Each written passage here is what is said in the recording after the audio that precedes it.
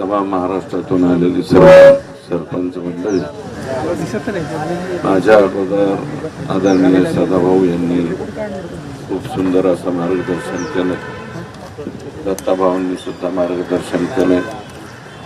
मी अधिकच काही न बोलता एकच विषय आहे, याच्यामध्ये कुठली जात नाही, पात नाही, कुठलं राजकारण नाही, कुठलं काही नाही. विनाकारण हा विषय डायव्हर्ट करण्याचा प्रयत्न कोणी मंडळींकडून होतोय. मध्येच कुठेतरी सेलिब्रिटी आणली जाते, मध्येच कोणीतरी दुसरीकडे कसा वळेल असा प्रयत्न केला जातो, मध्येच माझ्यावरती बोललं जातं, आणखी कोणावरती बोललं जातं. अरे, जे तुम्ही बोलणारे आहेत, तुम्ही तुमच्या नेत्यांचे कट घेता, तुमच्या नेत्यांची बाजू घेता, त्याच्यावर बोलता. थोडीफार लाजलाचार वाटू द्या. त्या संतोष देशमुखच्या पत्नीच्या डोळ्यातले अश्रू का तुम्हाला दिसत नाही? त्या लेकराच्या डोळ्यातले अश्रू का दिसत नाही? आणि सरपंच हा प्रमुख गाभा आहे राजकारणाचा, डेव्हलपमेंटचा, सगळ्या गोष्टी. एक सरपंच मागं हटणं ही खूप दुर्दैवी गोष्ट आहे. हा असा एक उपक्रमशील सरपंच होता की जो 100% मी त्या परिसरात माहिती घेतली, तो 101% तो त्या परिसराचा जिल्हा परिषद सदस्य सुद्धा होऊ शकला असता. एवढा तगडा संतोष होता. आणि गुन्हा काय तर तुम्ही मागितलेली 2 कोटीची खंडणी, त्याला तो आडवा आला. कारण त्याच्या गावच्या दलिताच्या पोराला मारलं, वॉचमनला, म्हणून त्याला मारू नका म्हणायला गेला. एवढंच एक चूक आहे त्यांची, दुसरी कसल्याही प्रकारची चूक त्याची नाही. म्हणून हे जे त्याला मारलं गेलेले, अतिशय ब्रुटली मारलं गेले, अतिशय निर्गुण खून, जेवढे काही शब्दकोश आहेत आपल्या मराठीत, हे सगळे. आणि आता एक एक गोष्ट पुढे यायला लागली. मी तर त्या अगोदरच सांगितलं, त्याच्या मारहाणीचं चित्रीकरण केलंय, व्हिडिओ कॉल केलाय आणि दुसऱ्याला दाखवलं. बघा ह्याला कसं मारतोय आम्ही. तो विव्हळतोय, ओरडतोय आणि पाण्यासाठी भीक मागतोय. आणि तो काय म्हणत होता, बाबा मी कोणाचंच नाव सांगणार नाही, माझ्या गावाला नाव सांगणार, आता बस करा, मारू नका. तरी सुद्धा वरून मारत होती. या लोकांना हे किती बेभान झाले होते मारणारे. आणि या लोकांचे जे आका आहेत, यांना जे सांभाळणारे, हे 100% हे 302 मध्ये येणारच आहेत. तुम्ही आम्ही म्हणलो नाही म्हणलं तरी बी ऑटोमॅटिक येणार आहे. जे येणार आहेत ते 302 मध्ये घेतले पाहिजे, यांना मौका लागला पाहिजे. आणि 10 लाख रुपयाची माननीय मुख्यमंत्र्यांनी, मी तुमच्या सर्वांच्या समोर माननीय मुख्यमंत्र्यांचा आभार मानणार की जे जे सभागृहामध्ये मी जेवढ्या मागण्या केल्या तेवढ्याच्या तेवढ्या मागण्या या राज्याच्या मुख्यमंत्र्यांनी मंजूर केल्या. एक मी पहिली मागणी केली होती की याला कोणालाही सोडलं नाही पाहिजे. त्यांनी स्पष्ट सांगितलं यात कोणालाही सोडणार नाही. SIT स्थापन केली पाहिजे, IG लेवलची SIT स्थापन केली. 10 लाख रुपयाची मदत केली पाहिजे. ती 10 लाख रुपयाची मदत त्यांनी त्या ठिकाणी केलेली आहे. ठीक आहे, तुमचं म्हणणं आहे तर आम्ही त्याच्यामध्ये आणखी वाढ करण्याच्या संदर्भामध्ये मुख्यमंत्र्यांशी बोलू. आणि महत्वाचं काय की अशा केसेस, मला स्वतःला अनुभव आहे की आता आपण फार रोषात आहोत, रागात आहोत, पण कालाय तस्मय नम, काळ काही गेल्याच्या नंतर गोष्टी विसरल्या जातात. तर माझं एकच म्हणणं इथं आलेल्या सगळ्या सरपंचांना, कितीही कालावधी जाऊ द्या, संतोष देशमुखला तुमच्या मनातनं विसरू नका. एवढीच माझी प्रामाणिक प्रार्थना तुम्हाला सगळ्याला आहे. मनातून विसरू नका. ती केस जशी जशी जशी पुढे जाईल तसं तसं ही जी आक्रमकता आजची आहे, ही आक्रमकता अशीच राहू द्या. आणि संतोषच्या कुटुंबियाच्या बरोबर राहण्याची मानसिकता ठेवा.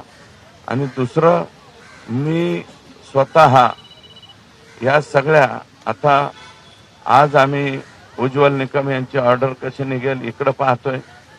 कारण एक गावचा सरपंच गेलाय. 27,000च्या वरती ग्रामपंचायती या महाराष्ट्रामध्ये आहे, तमाम महाराष्ट्रामध्ये. तुम्ही एवढे प्रतिनिधी आलाय म्हणजे जवळपास 27,000 ग्रामपंचायतीचे प्रमुख म्हणून तुम्ही इथं आला. त्याला सगळ्यांनीच यावं असा काही नियम नसतो, परंतु प्रातिनिधिक स्वरूपात तुम्ही आला अतिशय महत्वाची बाजू तुम्ही या ठिकाणी मांडलेली आहे. त्याच्यामुळं यांना मौका लागला पाहिजे. हे 302 मध्ये गेले पाहिजे आणि बिन भाड्याच्याच खोलीमध्ये राहिले पाहिजे. आणि यांना बिन भाड्याच्या खोलीत कुठं ठेवायचे हे सुद्धा मी सीएम साहेबांना सांगणार. जवळपास नातेवाईक मित्रमंडळी गेलेच नाही पाहिजे, एकटेच राहिले पाहिजे आणि पूर्ण यांचा तेरे नाम झाला पाहिजे. तेरे नाम पिक्चर बघितला ना तुम्ही, त्याच्यातला जो सलमान खान आहे तशी ह्यांची अवस्था झाली पाहिजे. हे तेरे नाम सारखे पागलवाणी हिंडले पाहिजेत, अशा पद्धतीची यांची अवस्था आपल्याला त्या ठिकाणी करायची. आणि तुम्ही जे इथे आलात खूप चांगली, शासनाच्या वतीने प्रतिनिधी येणारच असतो, येतोच प्रत्येकाला. मी स्वतः ग्रामविकास विभागाला बोलतो की आता तुम्ही पटकन धरणे आंदोलन चालू आहे तिकडे जा, एक प्रतिनिधी त्यांचं निवेदन घ्या. निवेदन सरकारपर्यंत जातं आणि हे बाहेर पोलीस लोक असतात ते त्यांचं कामच असते. दत्ताभाऊ तुम्ही म्हणले प्रतिनिधी आला नाही, प्रतिनिधी येणारच, ऑटोमॅटिक येणार. पण त्यांना मी लवकर सांगतो लवकर जा तुम्ही. आणि महिला भगिनी सुद्धा आमच्या या ठिकाणी आल्या. महिला भगिनींना विनंती आहे माझी की तुम्ही आलात खरोखर चांगलं आहे, कारण आता तुम्ही 33% इथं आहात आणि भविष्यात जरी 33% असलं तरी निवडून येताना 50% येतं बरं का. पण आता ओपन मुळे तसं नसेल होत, मेंबर मधून होतं तेव्हा माझ्या आष्टी मतदारसंघात 72% महिला सरपंच झालत्या, पुरुष फक्त 28%च राहिले होते. आम्ही एक वेळेस कार्यक्रम घेतला तर 72% महिला, कंपल्सरी केलं की महिलांना घेऊन या. तर अशी एकंदरीत परिस्थिती. त्या संतोषच्या माय माऊलीच्या मिसेसला नोकरी लावून दिली पाहिजे. कारण नोकरी जर लावली तर उद्या कोणीही तडजोडीला त्या माऊलीकडे गेलं नाही पाहिजे, धनंजयकडे नाही गेलं पाहिजे आणि त्याच्या कुटुंबियाकडे नाही गेलं पाहिजे. याची संपूर्ण जबाबदारी आपण घेऊ. आणि हे जो राग आहे, हा जो रोष आहे, हा रोष तुम्ही लोकांच्या पर्यंत नेऊन घाला. सरकार त्या बाबतीमध्ये पॉझिटिव्ह आहे. सरकार म्हणण्यापेक्षा राज्याचे मुख्यमंत्री हे त्याच्या बाबतीमध्ये 100% पॉझिटिव्ह आहे.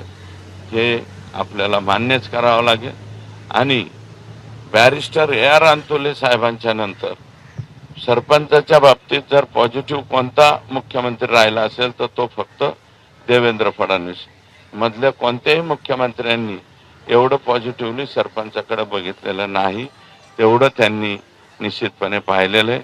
आणि आज संध्याकाळी देशमुखांचं कुटुंब त्यांना मी बोलवलंय, मुख्यमंत्री महोदयांची त्यांची भेट आज मी घालून देणार आहे. आज मला वेळ मिळालाय साहेबांचा, कालच मला निरोप आलाय. आता रस्त्यात आले ते कुटुंब, थोड्या वेळाने येईल इथं आणि संध्याकाळी 7च्या नंतरचा वेळ मला मिळेल. ते कुटुंबाची आणि साहेबांची सुद्धा मी भेट घालून देणार आहे. विजय वाकोडे साहेब, त्यांचा डेथ झाली परभणीमध्ये, त्यांचंही कुटुंब हे CM साहेबांना भेटायला येते. त्यांनाही तिथं भेट घालून त्या ठिकाणी देतो. आणि आणखी काही मागणी ती पॉझिटिव्हली आपण त्या ठिकाणी करू, एवढंच नम्रपणे सांगतो. आणि मुख्यमंत्र्यांनी सांगितलेल्या शब्दाप्रमाणे यातल्या कुणालाही सुट्टी मिळणार नाही. आका असो, आकाचा आका असो, नाहीतर बाका असो, नाहीतर टाका असो, ही सगळीच्या सगळी ही बिन भाड्याच्या खोलीत गेली पाहिजे. एवढा प्रामाणिक प्रयत्न आम्ही करू. आणि सरपंच परिषदेने हे अतिशय जे चांगलं म्हणजे चांगलं मिशन हाती घेतलं त्याबद्दल सरपंच परिषदेचे प्रदेशाध्यक्ष, त्यांचे सर्व सहकारी, जे कोणी महाराष्ट्राचे आहेत त्या सर्वांचं मनापासून या ठिकाणी आभार मानतो.